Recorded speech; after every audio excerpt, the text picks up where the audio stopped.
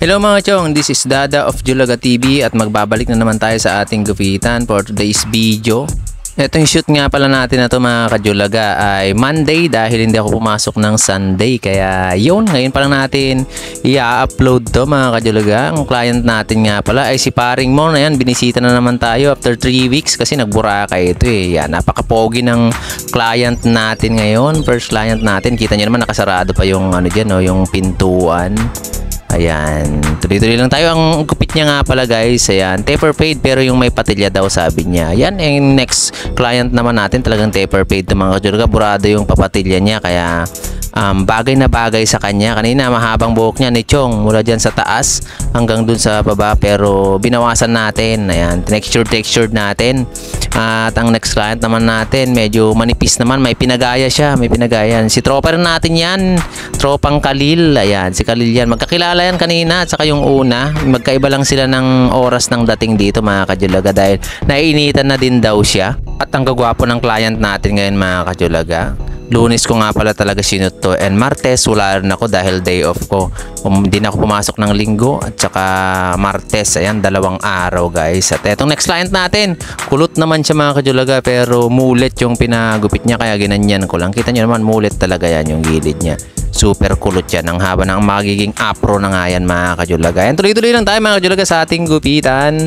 Ayan, next nating client, napaka-pogi din. Ano bang ginawa natin dyan? Low fade yata yan mga kajulaga. Then nilinis lang natin yung forehead niya mga kajulaga, yung harap niya para maklini tignan.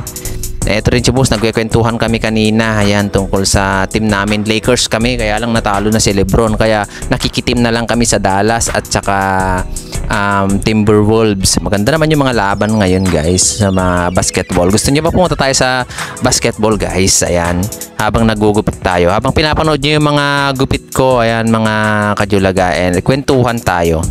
Ayan, yung mga aspiring barbers dyan mga kajulaga, wag kayong mawawalan ng pag-asa. Kumbaga, huwag kayong ma-distract sa mga nakikita nyong magaganda tapos hindi nyo pa kaya. Hindi pa natin kaya.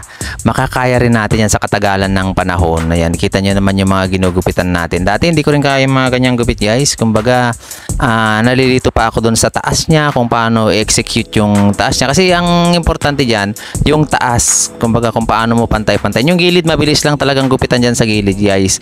I-faded mo lang yan. Parang faded lang din yung mga taper fade na yan. Tapos papormahin mo lang talaga yung gilid-gilid yan, maganda na. Pero sa taas kasi dapat maganda sa taas, yung pantay-pantay yung pagka ano mo. Depende kung clipper overcomb ka o ipit-ipit ka. Pero pag natutunan kasi namin nung nagsisimula ako, ipit kasi yung natutunan ko. Kaya yung ginagamit ko. Minsan lang akong gumamit ng gunting at suklay mga kajulaga. Ayan, kung makita nyo naman yung mga ginugupitan namin pa iba-iba.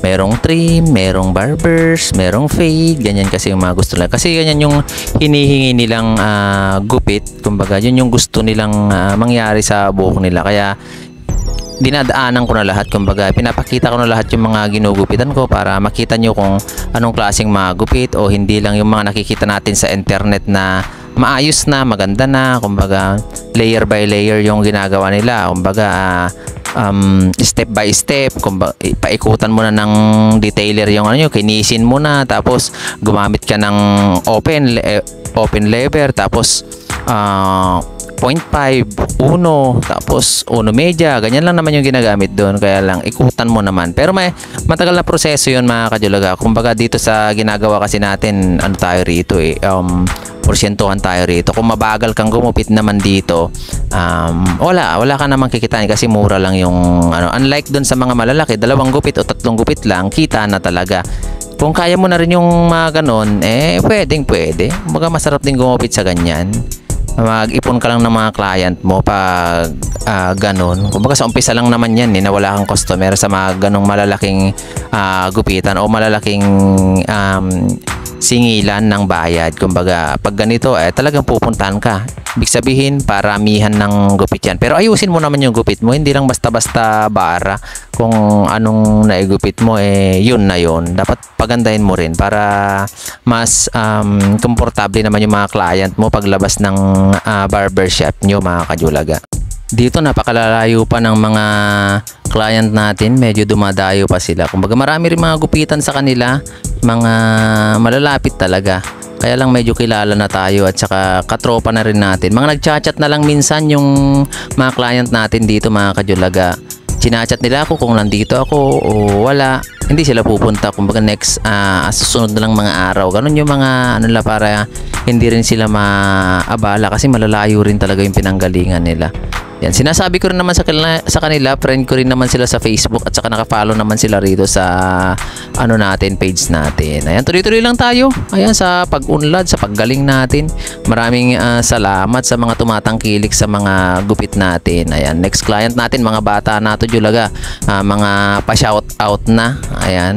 Maraming salamat sa lagi nyong pagtutok at pagsubaybay. And like and share nyo naman mga kajulaga para medyo umangat-angat yung ano natin, yung mga videos natin. Ayan. Shout out na rin sa mga ano natin dyan sa mga tropa natin dito sa Taytay. Ayan, dito lang tayo sa Pure Gold. Basta lahat ng tropa natin na nakapanood dito, ayan, shout out sa inyo.